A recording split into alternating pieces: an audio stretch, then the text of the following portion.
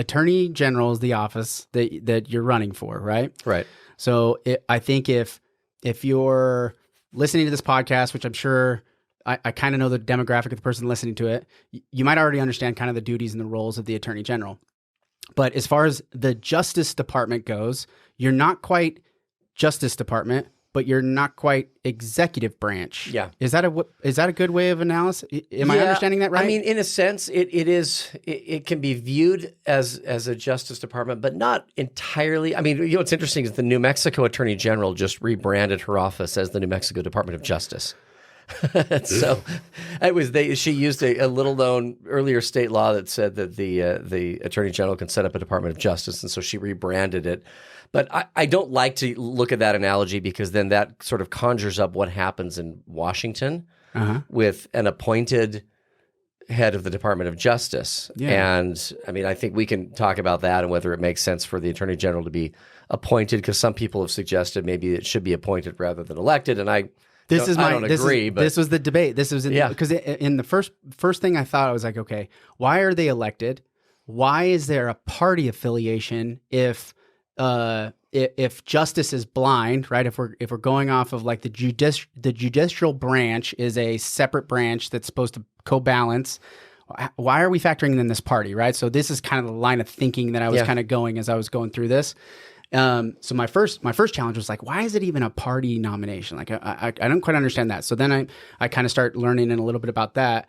So going back to this Department of Justice, let's stick on that track a little bit. Let's talk through that. Yeah. So would you say it's more of an executive arm of the legislature outside of the governor? Well, and it's not part of the legislature either. But the legislature passed a law, and then you're supposed to defend the law of the state. Exactly. Because you're hey, I'm the attorney, or I'm the chief legal officer, effectively, of the state, and so your job is to defend the law. And really, I mean, you mentioned the justice being blind. I mean, truthfully, the attorney general should defend the laws of the state, and even if the attorney general doesn't like the particular law, I mean, that shouldn't be a factor necessarily. Well, I don't like the law they passed.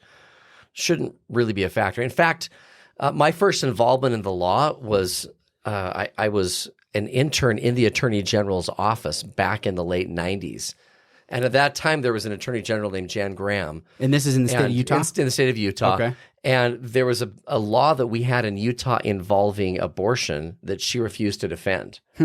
And it set up this tug-of-war that goes to exactly the sort of philosophical question you're asking of, so what happens if the Attorney General doesn't like the law? And the answer is it doesn't matter. I mean, this is what you do. I mean, this is the beauty of the law. When you see the symbol for justice, it's that Lady Liberty with the scales, right, and the blindfold. The idea is, you're balancing these different competing objectives, and you're doing it in a way in which the rule of law is what you're most responsive to. And in that case, the governor and her had this showdown, and in the end, she wouldn't defend it, and so he hired his own attorneys to defend it on behalf of the state. Right, and so and this is where I found fascinating. I didn't quite understand is in some states like Colorado, for an example. So there was a clean energy bill that was being enforced by the Obama administration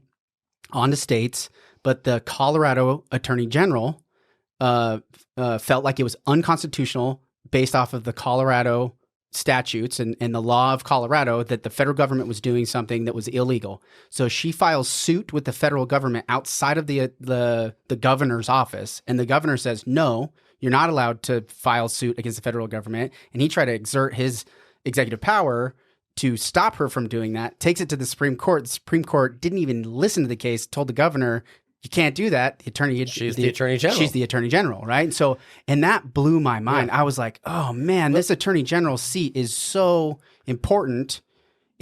There's some autonomy there that requires a certain person, I think, that really, I felt like the vetting process of like this attorney general is just not, the importance of it, especially because it's just me, and I felt so unprepared to really like vote. If I was to vote for it, it's like, I don't know, how do I vet, what this person is? But the more and more I learn, is like, it's really important that we understand who this person is and what they believe in, right? Well, and you're right about that autonomy, and that's one of the side effects of having the person being elected. Yeah. Is because then who are you really accountable to? Right. You're accountable to the people who put you there. Now, that being said, there are certain state statutes which make it really clear the Attorney General also represents government institutions. I mean, that's just part of our system because you do represent them if they're sued in that capacity. But fundamentally, you're representing the people. And that's why most states, I mean, there's been a discussion here in Utah the last,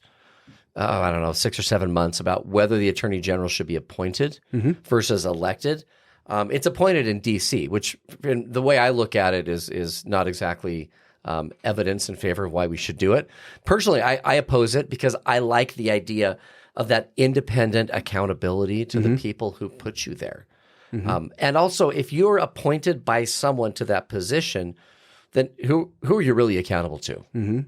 You're accountable to the person who put you there, right? I mean, fundamentally, that's you can't get away from that concept. And I get that because that was the position I was thinking about. And then on the flip side, so I listened. There was a Cornell law review paper on specifically the partisanship of the Attorney General, right? Because remember, I was going down this road of like this party. Why is it partisan to begin with? Why is it partisan? It's a great question. So the argument she made is that it's been increasingly more partisan as we've gone over the years, and lots of different reasons why.